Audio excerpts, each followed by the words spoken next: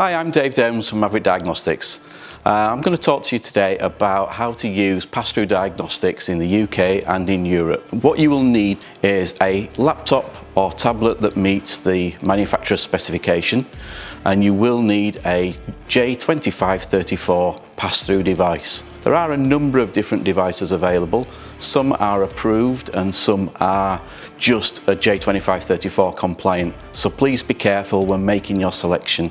Most manufacturers' websites do have a list of the approved devices for use. What you'll first need to do is download the driver set for your respective VCI that you're using. Once you've got these drivers downloaded, you will then need a piece of software normally provided under subscription by the vehicle manufacturer.